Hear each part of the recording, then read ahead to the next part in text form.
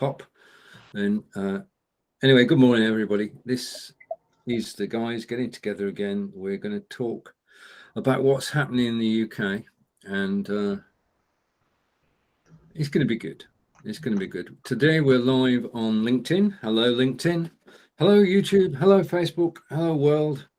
And I'm going to move this card out of the way in 7 seconds, and then the show can start with 4 of us on screen.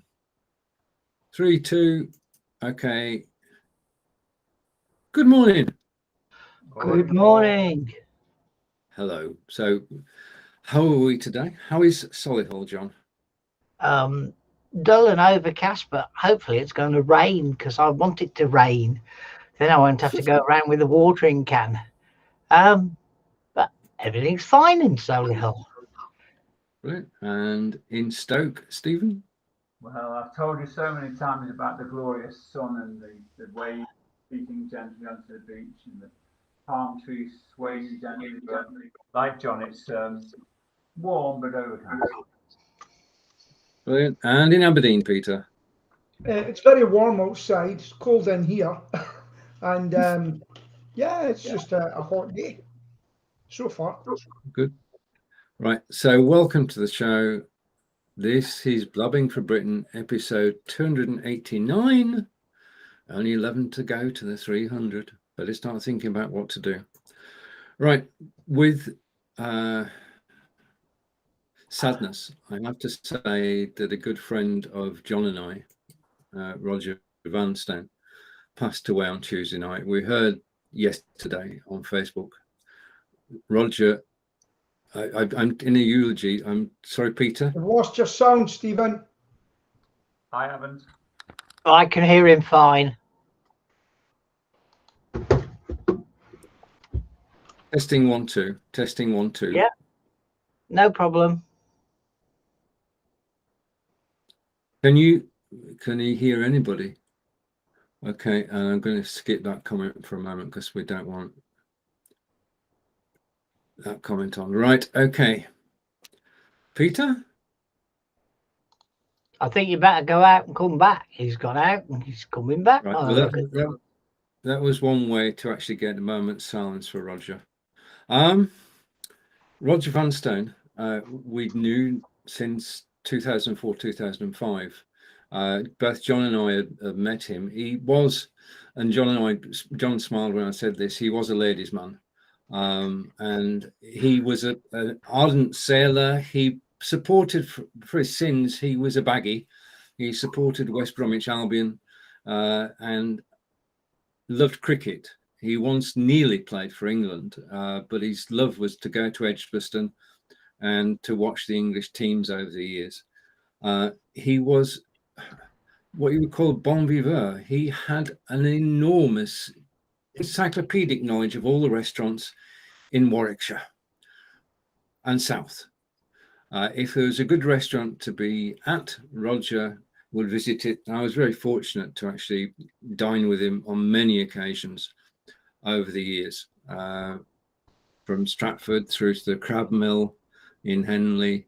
And the thing about it is that he had friends all over the UK, genuine friends. He was a very friendly man. I don't think he had a bad bone in his body. He didn't have a bad word to say about anybody. He supported everybody. And it is a sad loss that he's left. He was young, in our terms, he was young, early 60s. But he was just an amazing guy. And I just want to thank Roger for his friendship and reach out to everybody who knew him, because the response has been in the networking club has been overwhelming, really. John? As you say, we've known him for a long time. He would help anybody, do more or less anything for everybody. Lived in Bromsgrove, I believe, or Barnes Green, that area, near Mr. Grealish. And can't say anything other than he definitely loved his food and his beer and his wine. Well, he knew all about wine. He knew all about food. I'm pretty sure he was a good chef too. he said to me once, he said, right, okay, what we need to do is we need to get people together and once a month, first Tuesday in every month, meet up and just dozen people around the table and just talk. And he said, will you help me organize it? And I said, well, it was Roger. So I said, yes, of course. And we started this lunch session, and John's just reminded me it was at the Stone Manor. And tens of people over the months actually visited, and good conversation was had and a good time. And Roger was always at the centre of it. And just, Roger, you'll be missed. And thank you, Stephen, for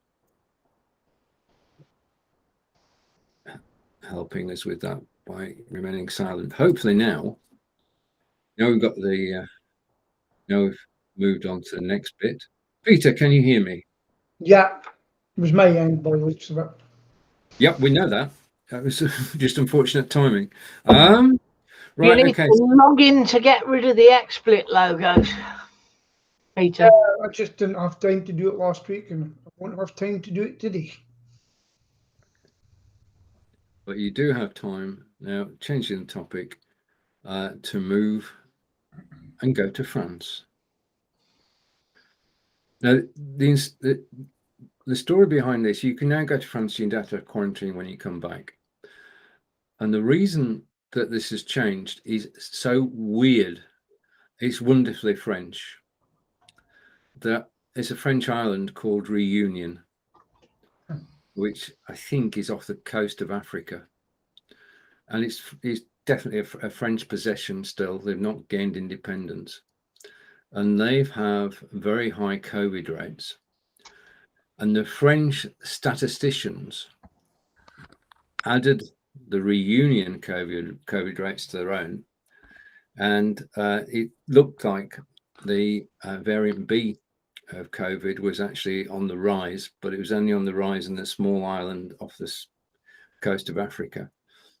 And that misled everybody. And it was on July 15th that the French statisticians said, no, this is wrong. Just amazing. Statistics, basically. So is anybody going to France? Well, you mentioned Reunion. The latest Clarkson road show. What's it called? The Grand Tour. Yeah, the latest Grand Tour. They've gone to Reunion. Yeah. They're driving around Union, amongst other things. But there's a bloody great big motorway all around the island. It's cost something like £12 million per kilometre. And it's like a ring around certainly the bottom of the island. And it goes all the way round. Yeah, and obviously they had to have a race, and they were the first people to do it. But I mean, I never knew.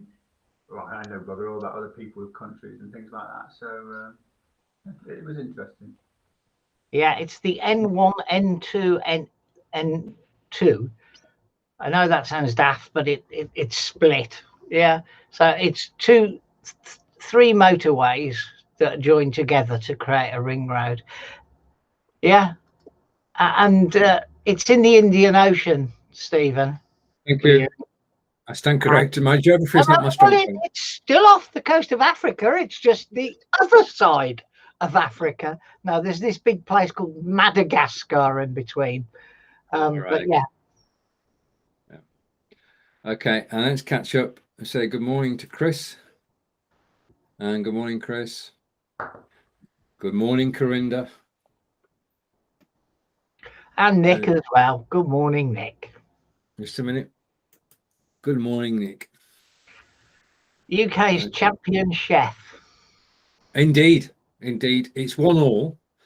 There's a cook-off show every Tuesday morning, 10 o'clock, between Nick in Farnborough and between Adair in Brisbane.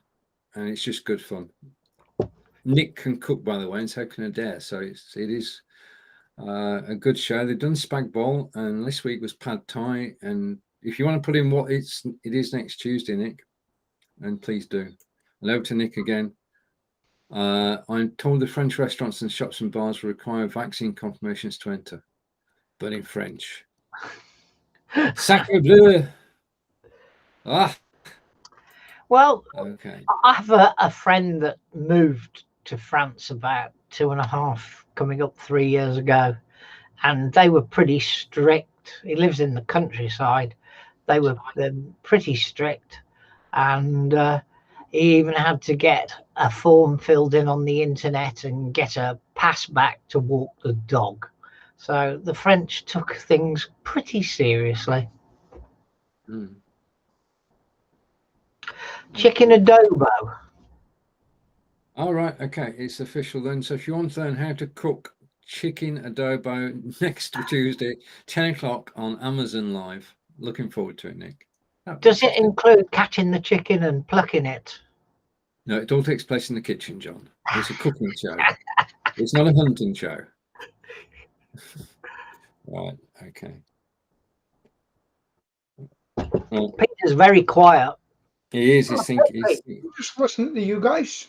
You've all got something to talk about. Were you in the van yesterday? I know you went live, but unfortunately I was. Yeah, I mean, I've been in the van quite a few days. I've been setting off at 7 in the morning. Wow. Yeah, so it's been Is very. this because you've got so much work? Yeah, there's so much work on. I've got 4 vans now. Yeah, I just bought another one. So that's my 4th van, and I'm getting it delivered tomorrow. Never thought that would happen. No, because you had to wait months for the other one, didn't you? No, I bought a second-hand vehicle. I'm slowly getting rid of my hired vehicles, but there's no vans to be hired in Aberdeen. Big little ones, they're all gone. That's got to be a good thing, hasn't it? Oh yeah, I mean I've got 3 employees now, and plus I go and do work too. Yeah, show the boys I can still do it. Second-hand cars have gone through the roof. Yeah, well we got our camper van too, which we took it out to a guy who knows everything. That we're really happy about that. There's only about 5 little things he's going to sort, and he says that's it. And then one day I'll be speaking to you from the camper van. A nomadic Peter. Yeah, I'll be coming down Englandshire. Ah, okay. Yeah. Come down to Wiltshire if you can. Right. Okay. Let's hop over to politics and the strangest story of the week.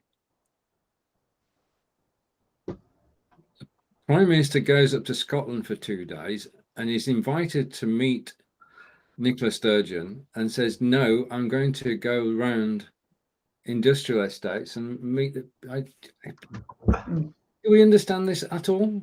Yeah, of course. Peter. It's a pathology of people who are doing a job that they're not qualified for. Why would he meet somebody who seems, Peter will know better, she seems to know what she's up to? I mean, she did that, was it 8 hours of questioning about Salmond, and she got through that. I mean, Johnson can't even get through an interview on breakfast TV or whatever. You know, he's completely unqualified. And why would he meet somebody who's qualified and would take him to town? Well, the problem is it's brinksmanship, and don't. It's not all Nicola Sturgeon. There's things going on behind the things that you're obviously not seeing, and it's brinksmanship. She's saying, "You come and see me." He's saying, "No, I've got other things to do when I'm up here," and that's the way things are happening in Scotland. And she wants to talk about a second referendum. Bring it on! Bring it on now! Oh, Get your Peter, calm referendum down, now. mate, calm I down. guarantee you'll be beaten. Guarantee you'll be down. beaten. Okay. That went well. That went. That was a political broadcast from the Peter Stewart party. Right. Okay. Now, in contrast to not speaking to Nicola Sturgeon, if you donate £250,000 to the Conservative Party, then you can have a meeting with the Prime Minister and the Chancellor of the Exchequer. True story. Mm-hmm. Thoughts? called happens corruption. in every party. You just don't get to know them all. There was a guy that won the lottery up in Scotland with his wife. He gave £600,000 to the party. The treasurer of the party asked where it went. Yeah. He didn't get an answer, so he has resigned. It was meant to be for the political campaign. And folk are saying, where's the £600,000 went, please? And they won't answer. Who's this? A guy that won the lottery, he's died now, he died. Him and his wife, very in they give the SNP £600,000 for the party to push it on. And people are now, the treasurer of the party had said, where's the money? It was meant to be used for this, and it's obviously been used for that. And They know it's being used for that, do they? well, why would the treasurer resign? He says, I haven't been given an answer, so I'm resigning. You just said that they've spent it on something specific. It was meant to be for the party. I get that, but what did they? You said that they spent it on something That's else. what they're trying to find out, and they won't But tell you them. said you just said that you know what it was spent. No, on. I didn't. You did say that, but you're now saying that you don't know. I don't know what's been spent on. Okay. I just want to get. That's want what. to get your words right. You know what I mean? That's what. Just guys, did I say that? Yeah. Well, No. Colin Clear Was watching Sorry? the. anyway, didn't they? Right. So £600,000. The treasurer says, "Where's that money went?" And no one will tell him. He didn't get an answer, so he's resigned. That's interesting, Pete, because have you heard that some Tory MPs, ministers, have actually lost their mobile phones? Yes, I did. And Do you think? listen, everything's imploded.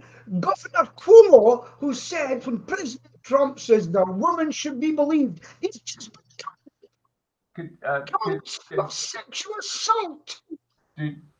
Did you see that? No. You see. Colin Weir bought Partick Thistle as well, didn't they? That's right, yeah. But no, Governor Cuomo of New York people who deal with it have just confirmed them guilty of 11 counts of this. Yeah. You'd have to really get it in detail. And this was the same guy that said, and the women should be believed. Yeah, the women. No, he's denying it himself. 11 counts. And he's just been convicted of it from whoever looks into it, the committee. Pete, get your words right, mate. He has not been convicted. By his committee that was looking at it. No, it's not a committee. It's not.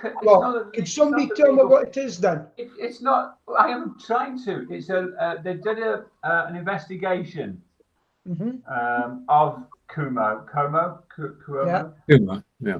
And it found that they found all the evidence they needed to say that he did it. The next thing is he gets indicted, or it goes to a grand jury, or some sort of part of the legal process which says, "Oh, we've got all this evidence. We'll charge you with an offence, so to speak." And then he gets done. So you can't say again. Okay, I take that back then. They found enough evidence, even a policewoman who was there to protect them. They found enough evidence now to take forward and prosecute. Well, we shall see. But again, I just want you to be happy with what you're saying, mate, because I don't want you getting your blood pressure up unnecessarily. It's not my blood pressure. It was being hypocrites. It's about him being a hypocrite. Let's just cool things down a bit. I've got a crazy question. Right, can you see me on screen? Yes. Can you see John? Yeah. On screen? Yeah, okay. It's me then. I do need to refresh because I can't see John on screen. I can't see Stephen on screen unless I do this. Excuse me a moment, gentlemen. How will we cope without you? I'm not going anywhere. I'm sending you somewhere. I'm trying to, hopefully, I've got the power. I can actually, if I can find you again, I can bring you back. Pete, do you like this three? Okay, that's. Like it. I'm going to have to refresh. Okay, a short topic to keep you going, not one that is controversial. A good one. Okay, so I'm going to refresh. We're back in a minute. Just background to this. The government or government departments have agreed that musicians can now tour Europe visa-free, and it'll save them a ton of money, which means our English bands, Scottish bands, Welsh bands, and Irish bands can actually go and play music abroad. I'm just going to refresh. Back in a minute. When does that kick in? Does anybody know? Soonish. Well, I think it's for us to discuss, isn't it? I haven't even heard it. No, So when does the visa-free stuff kick in? that's just the question. I don't know. Right there. Right. Peter, well, Hello? I run my own business, and unfortunately, Can you it's hear a me? busy business. So I had to go out and Hello? work. Hello? Stephen? Oh, right. Okay. You can hear me then, John. I could hear you all the time. All right. I could see you all the time. I can't now. I couldn't see you. The one this is crazy. I cannot see Peter now. Can you see Peter? Yeah. Well, not now. You put a Okay. three-way split on. Excuse me, Peter. Won't be a second. Oh no, Peter's gone now. Yeah. Right. Okay. It should be back now. You've been deplatformed, Pete. Okay. We're all back. That's Right. better. Yeah. So Everybody just to let you disappeared. know, Corinda, unfortunately, I tried to get in, but I've been able to come on at 57 minutes into it. That's when I was able to get on, so I didn't bother coming on. Busy times. Right. Okay.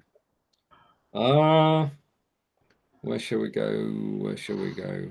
Well, the Musicians Union, great. I said that would happen anyway. Remember, if you thought back, remember we spoke about this? I said, don't worry, they'll end up with visas or whatever, and musicians will be able to go through. And if you trace it back, you'll see I've said that before. And other things will happen too. So it's not going to be that big divide that some people are maybe hoping for. Predicting is not the same as hoping. No, I think some people were hoping for it. I know people that have said it to me, not on here, but other people. A good friend of mine says, I hope it goes wrong. I hope it goes wrong.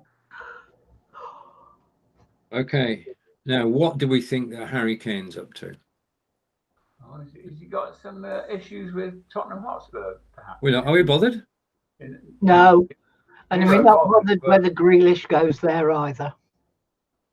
why is he up for it as well? We're not bothered about Harry Kane and Spurs. Yeah, the most important question, where is Harry Kane? And that's a good question from Nick. Apparently, Nick is actually still in Florida. He's not returned up for training, and the club are not happy with him. I think he obviously wants to move on. And just want to record movings on. The gloriously talented Danny Ings, who used to play for Burnley, and then went to Southampton, and then scored goals against Burnley, and has now moved to the Villa, John. Well, the thing is, they're preparing for the time that they don't have Mr. Grealish. I cannot blame young Mr. Grealish if he goes to Manchester City, because he wants to win something. And that's something the Villa haven't done for a long, long time. However, you can see that they were clearly getting prepared, because that's the fourth frontline signing this year. I mean, frontline as in football, not frontline as in going to war. So, yeah, the Villa are ready to live without him. If you look at the last 3 years, he's only played in 65% of the games that the Villa have played anyway. Okay, so we're done football, guys. We're now clear of football. We're not doing cricket, are we? No, hopefully not. No, the test match has only just started, so it's Oh, so The hundreds look quite good though. well for creating excitement. Yes, certainly. I was What going to happened say, to the Nick's just financial made fair that play point rules? there. That's a No lot of idea. money for a middling John? Premier League to spend on a 25 Oh, you million stumped us on there, Ings. Nick. Sorry? Okay. A lot I of was money saying- to spend on what? On a player, 25 million Oh, quid. No, that's nothing these days. But for Villa aren't. But Villa are owned by two of the richest men in the world. They Oh. pump hundreds of millions into them, Oh, okay, fair enough. and we're about to get 100 million back for selling Grealish to Man City, which will clear 3 of the 4 signings this year. 100 million is what? Bloody hell. Yeah, So how he's much of that does he get? about to become the richest, the most expensive UK player. Wow. Ever. He was certainly fantastic in the But he will World only Cup. he will only keep it for a short while because the money is 120 million for Harry Kane, and it will happen. Where's he going to go? They're both going to Man City. Both. That Okay. might make domestic football. Leisure worthwhile. activities. I know Stephen's got to go in a minute. Oh crap! Yeah. Nearly a third of waking hours are spent watching TV or streaming. Yep. I can First of all, agree do with we that. agree? This is based on 2020. Did I mention this last week? They But say I we're finally spending signed 6 up hours for a day YouTube Premium. streaming and No, watching you didn't. TV. I've just Netflix signed and up for Amazon. YouTube. Am I overwriting Stephen? Okay. I've just signed up for I can see YouTube Stephen Premium. talking, but I can't hear him. We can hear him. We hear him. Oh, Good. we're having I'll carry on. problems this You sort morning. yourself out, Okay, Stephen. carry on as if I mean Yeah, I've just signed up. it's one of those mornings. You I can talk hear to you us. perfectly. Me too. So I just signed up for YouTube Premium because I was fed up of the Okay. interminable race to click I'm on going close to ad. tell people about this And because I can't hear Stephen. Maybe Earlier, we can Peter swear couldn't now hear and get me. away with it. And Peter's muted himself. That's just Yeah, me, okay, you, got John. that. No, anyway, it's an absolute. I mean, you could say god- anything you want, Stephen. I wouldn't hear it. Everybody else would. It would be on the recording, but you feel free. Stephen is saying that he I can't hear signed you up either. for premium YouTube All right, okay, yeah. Now because he you was can go fed up live with on. the adverts. Is that about right, Stephen? Yes, totally, and I love it. Don't tell anybody else. Okay, He Nobody says else. it's really good and he loves it, But don't tell anybody else. but you're not to tell anybody else. Okay. okay. I'll put myself out of Stephen's I'm glad everybody misery. else can hear, Oh, that's just had a call come everything through. that's going I'll on. see It's you a bit next time, disconcerting guys. when you can't hear what's being said. Okay. Now, have you seen the images from? All right, Stephen's gone, so that takes care of that problem. But if you could hear him, it wasn't him. It was actually a software somewhere. Have you seen the fires in Greece, John? I thought it was Turkey, but I haven't seen today's news apart from one item. So it was Greece and Turkey. Yeah, they've closed the Acropolis, which is definitely in Greece, isn't it? Oh, yes, definitely.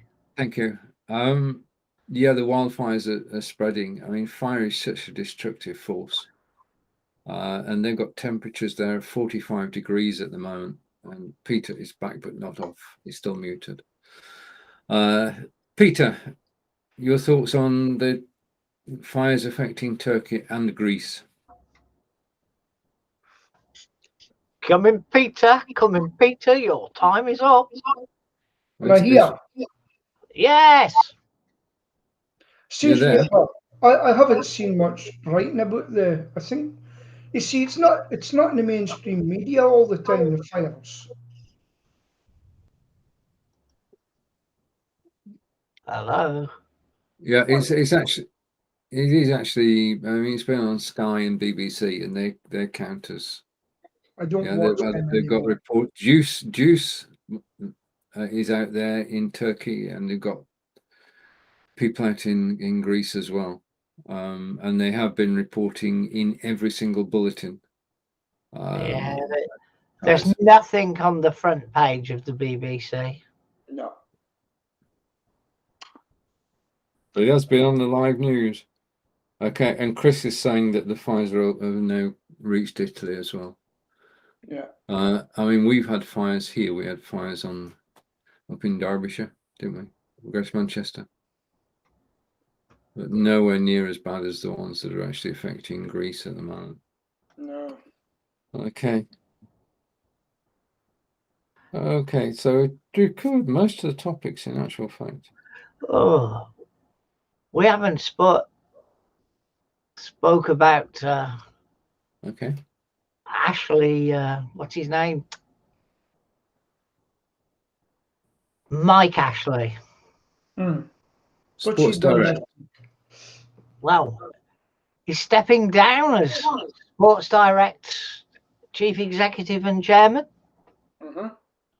And his son-in-law to be is going to take over Fraser Group, because what he did was he bought House of Fraser and a couple of other things and then created Fraser Group to sit over the lot.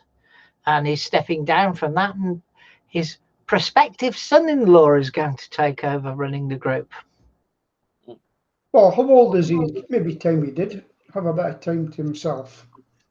He's going to concentrate on Newcastle Football Club, which will annoy an awful lot of people because they think he's a pain in the ass. I think he's going to concentrate on selling it, to be honest. Do you How know, old is he? Yes. Well, it's a really good question. It doesn't say how old he is, but his replacement is Michael Murray, aged 31. I remember up in Aberdeen, Stuart Milne, who heavily involved with the club. I don't know what his title was or anything like that. Oh, they wanted him out and everything, but I'll tell you what, they sure like his money.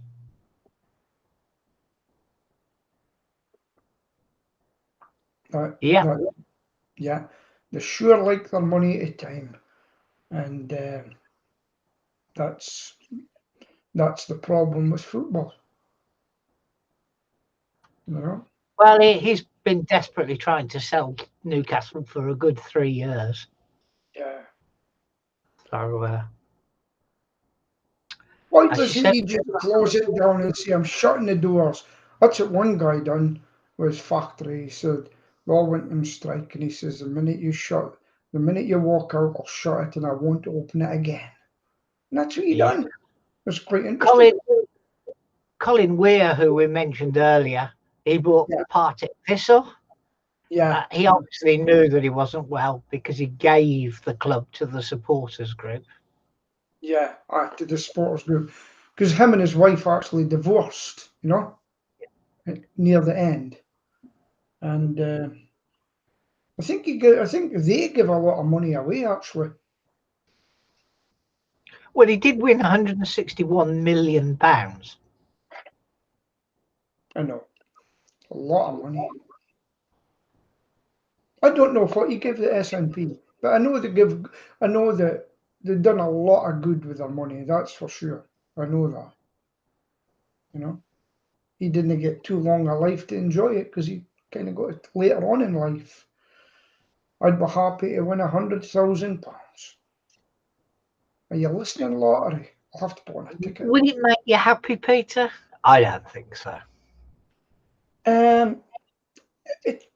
To me, no, I just want peace. You know? Mm-hmm. Peace. That's what I want. Well, you could buy a fantastic camper van for 100 grand.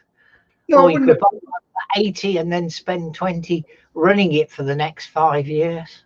Yeah, but I wouldn't spend that sort of money on that. Just to be comfortable. I mean, I got my bank account through today, and I was speaking to a local councillor that I know is a friend as well. He just joined Facebook, and I was keeping him right on how to use it as a politician.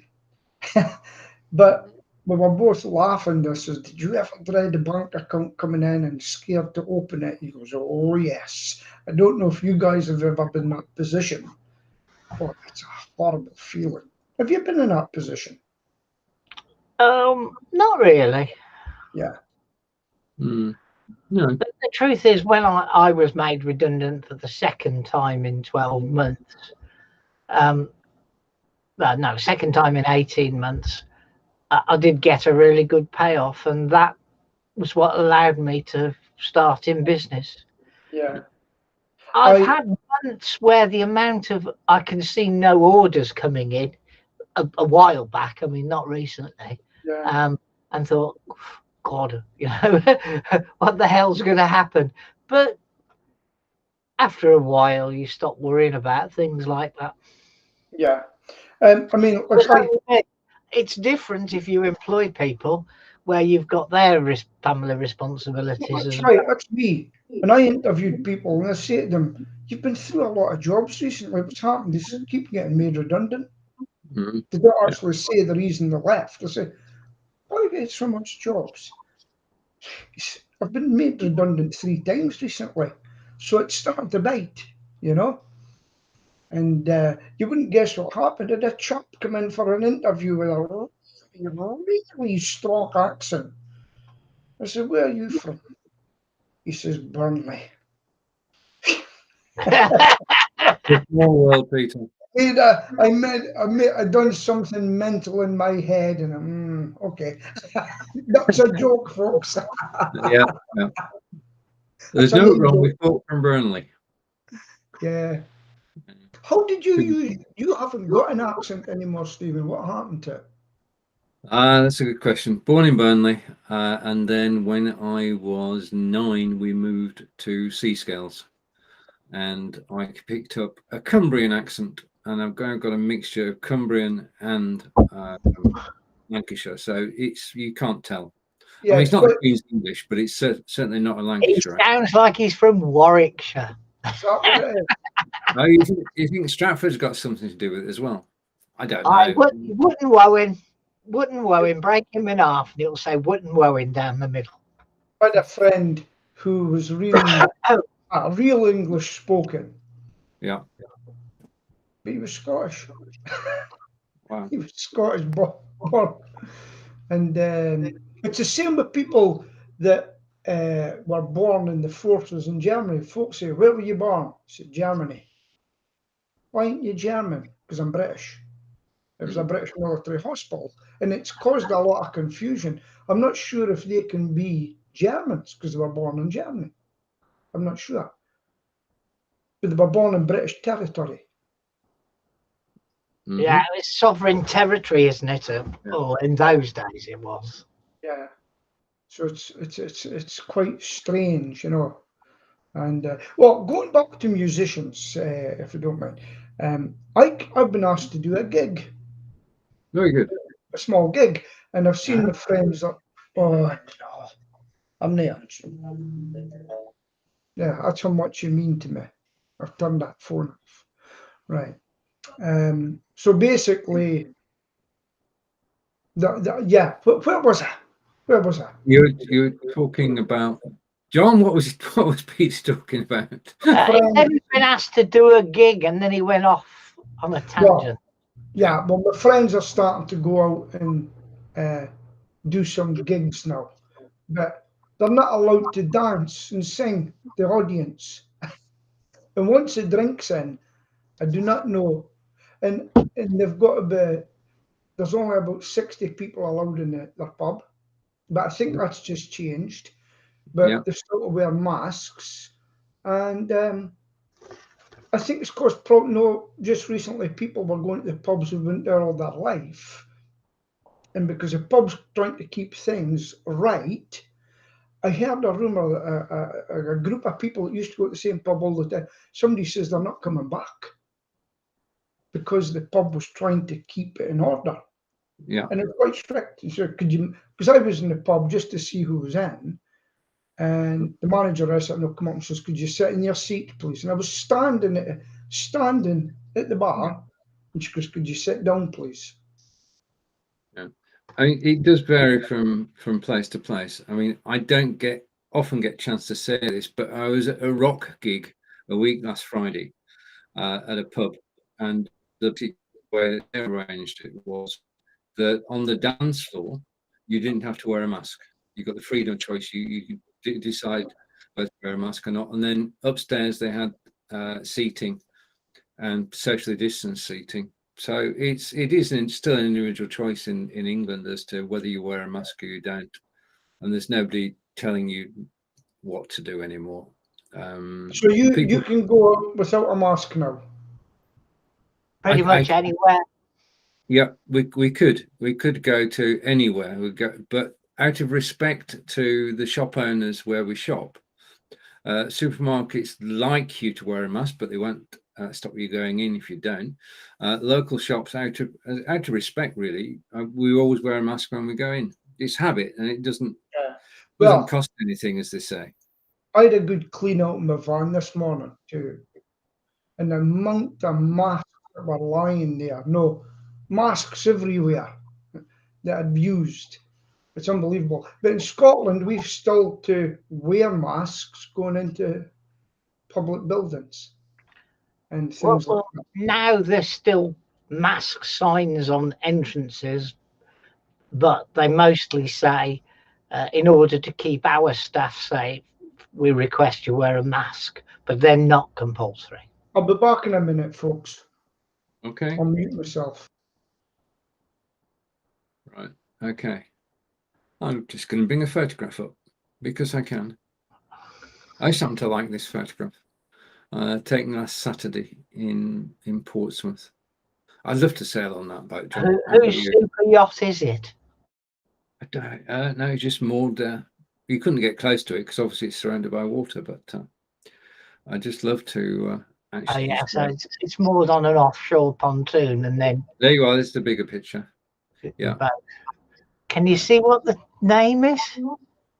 Not from where I am now, no. I could if I enlarge the photograph though, that might work.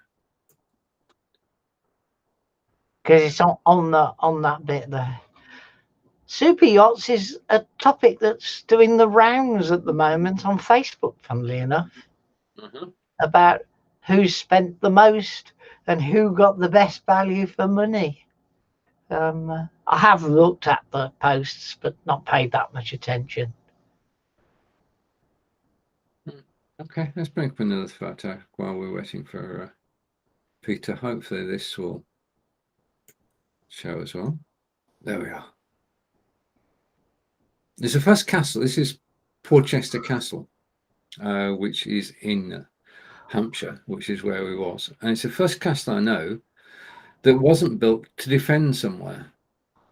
It was just built by the Saxons, no particular reason. And then Richard II took it over in 1399, and it's just a great place to actually walk around and visit. In actual fact, if I press this button here, we can actually go around the castle, but I won't. I've played that video last night on Amazon Live, so I'm quite enjoying making these videos. Who knows where we'll go this weekend? You can go somewhere. That's perhaps the most important thing. Yeah, that's true. That we've got the freedom now to actually go out and about, and it's good. It's good just to be out and just set off half an hour away. Doesn't matter how far away you go for walks. We've got those freedoms back. Oh, so thinking about things, behind me is a balloon. And there is, yes. Bristol Balloon Fiesta. 5 days long. I did post it on my timeline yesterday because our friend Barbara Tomlin's really into balloons. Oh, she is, yeah. So I posted it for her to look at. Okay. So Peter, yeah.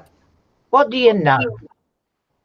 Do you know I bought that camera and I haven't used it yet. The GoPro? I've just not had time, and it wasn't downloading onto my phone, so I'm going to wait and get another S20, not a 21, an S20. So I've got two, and it can go live for the phone. You can't go live from the GoPro unless you're on a webcam or something like that. You can't go out and just do it live. John's It's got to be, I did send you a time- how-to video link. John, I haven't had the time to be honest. Things are just so upset with the guy. Yeah, your phone basically acts as a hotspot. Oh yeah, for my phone to the camera. Yeah. All right, okay, I'll work on that later then. It was just I don't. Don't go and buy another £1,000 phone if you don't need to. Okay, I'll look into that because I've been watching you, Stephen. I have been watching you on your travels. I'll come in for a while and I'll come out again. Yeah, And thank you. I didn't realise it was. I get confused where you are because I didn't know you were doing that on Amazon Live. Right, babe, when I do the broadcast, which I did on Saturday and Sunday, I'm actually live just on the mobile phone. Yeah. I save the recordings and I then play the recordings on Amazon Prime. So last night was the visit to the dockyard last night and the visit to the castle. I don't know when you're live or not anymore. How can you be able to tell me? I can't. You can't. Yeah. Well, apart from the fact it says at the top is live. All right. I thought it said that in the recording. As opposed to was live. Oh, was like, okay, I'll look out for that because that was me spending ages last Friday. I says, where's this DJ thing? You want me? No, I sorry, Peter, I went on holiday. I know I shouldn't, but I actually took 4 days off and went down to Hampshire. I think I need a day off myself. It's just all gorgeous. A break makes a heck of a lot of difference. So when does Angelica get her passport? Right, Angelica applied for a passport last Friday at the German consulate in Southampton, which is inside a sports hall. It's weird. He's got a wall of tennis rackets behind him in his office. Yeah. And they couldn't shake hands with Angelica. They had to keep socially distanced, and they had this wonderful machine which you put your fingers on and identifies who you are, and it goes onto a biometric passport. Right. To answer your question directly, John, Angelica is hoping to get her German passport in the next 3 weeks. How does she feel? She'll use that for when she goes home. Yeah. To enter Germany, and when she comes back to here, she'll use her UK passport. My sister did it for years. She had Canadian citizenship as well as UK citizenship, and she had 2 passports, one to come into the UK and one when she went home to Canada. Made life so much easier. It wasn't true. When the German one, so long, I'm afraid. Sorry? Angelica goes over to Germany with her German passport, correct? Yeah, correct. So why not just use the German one to come back? Because she's a British citizen, so she can go straight through. Excuse me. Yeah. Right, okay. Yeah. Okay. An observation from Corinda. My passport is to be renewed, but I'm not allowed to smile. None of us are allowed to smile on passport. That's nothing new. You can't. That's been the rule forever. Yeah. I've never seen you smiling, Corinda. Okay. Do you know that phone call came in? It was just a guy telling me there is no vans left in Aberdeen for hire. All over. Crazy. Right. Crazy. Yeah. So just to confirm, it's just a requirement, Corinda. We don't ask why. We just do as we're told. You don't smile on a passport photograph. Yeah. Just is that way. Okay. Excuse me. Right. In the paper today, and this is not controversial. I didn't bring it in. Oh, that's it. Okay. COVID cases and hospital admissions are down. Is it over? Is COVID over? Oh, Do you feel like it's over? I kind of do up here. Mm-hmm. You know, I went into a job the other day, and I wore my mask, and I got the guy to pay, right, Yeah. by card on my machine. Handed over his ticket. I says, "Now, please don't forget to wash your hands." And he just shook his head and he went, "Huh." So I have yet to get anybody going into a house recently that wore a mask, but I wore mine. Yeah. And I do my gloves and I go in, I wash my gel, and it's just the way I do it. And if they don't, if they say to me now, I says, "Listen, you do what you want." I says, "I'll just try and protect you because I meet other people." That's all I say, you know. Well, And, I read last week, and Angelica checked it and didn't come back and say you're totally wrong. So I'm going to say that it's accurate. right. That washing your hands, we're now told that washing your hands is good hygiene, but nothing at all to do with COVID. Wow. Yeah. So all these time we've got us into the good habit of washing our hands when we come back from shopping and what have you. But that's hygiene related. It's certainly not related to COVID transmission. Yeah. I think in a few years' time, you're going to get people with respirator. I don't like wearing a mask now. They're horrible now sitting in the van if I've got somebody with me. I just don't like wearing them now, but I wear them. But they're horrible. I'm getting claustrophobic. But I'll try my best. Corinda, we did Turkey and Greek and Italian bushfire earlier in the show. Corinda's bringing him up, but we've already discussed them. Yeah. COVID app. Have you still got the COVID app? Yeah. I've never had it, so. Neither did I. You know, I've actually got tests. I'll tell you, that's the confusion. The other day, right, I found out there's a test centre beside me, and the Scottish government were putting out an advert saying, "We want you to test twice a week." Yeah. So we've got walk-in centres. Yeah. So it goes down, there's two guys, well, one guy with a yellow jacket. And I said, "Hi, mate." I says, "Can I walk in here right now and get a test?" No, you have to get the app and get an appointment. I says, "Okay." Other guy come along. He says, "Can I help you?" I says, "Well, your friend here was telling me that I need to get an appointment with an app and come in and see you." He goes, "No, you can just walk right in." I says, "You're 2 years of standing there, guys." I says, you need to get the act together, you know?" And he says, "What's it you want?" I said, "I want a test." He says, "Do you want some home tests with you?" So they give me 3 boxes of home tests, and we can do home tests, and you can sit in your house and you can get it within half an hour. But don't you think those guys there should have been properly trained? "Hi, I'm Peter, I'm coming for a walk in." Oh, this one said that and that said that. It's ridiculous, and that just shows you the state the country's in at the moment. I mean, we did a home test last Tuesday, Right. and it was negative, which is good. Yeah. It's just reassurance, really. Yeah. Yeah. But what type of test was it, Stephen? What is it? Is it an accurate one? That's a good question. It's a lateral flow test. Yeah. That's a lateral flow. It's an indicator because you can have positive lateral flow, and then a PCR test, which is the proper one that you went for, can be negative. What's a PCR stand for? It's still a good thing. You're testing. Yeah. What's PCR stand for?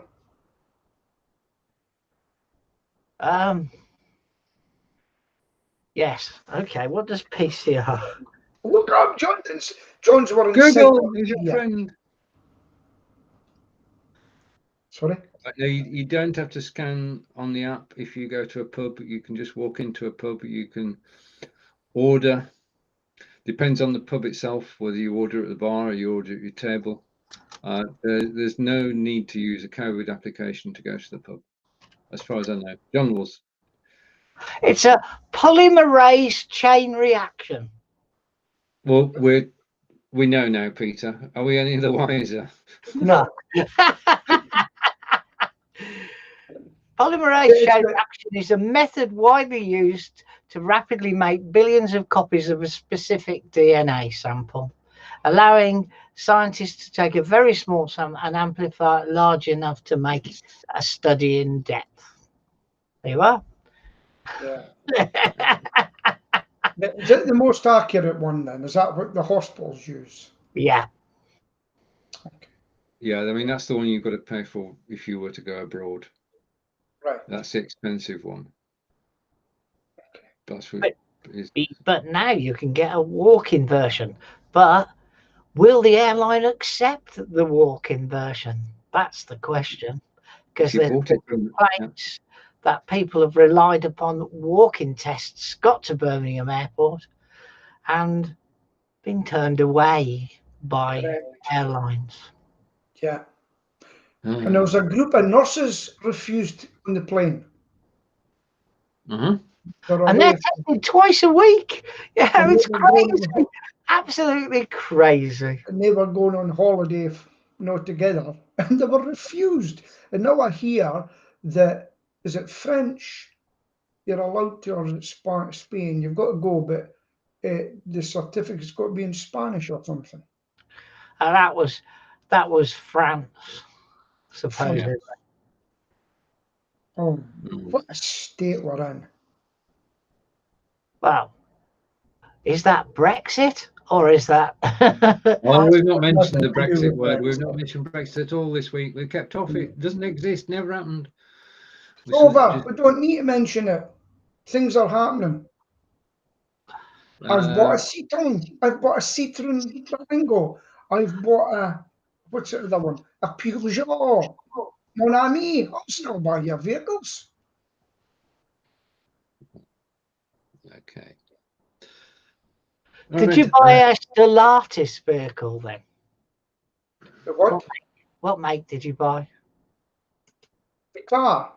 The van. What make? A Citroen Berlingo. So it's a Stellantis van.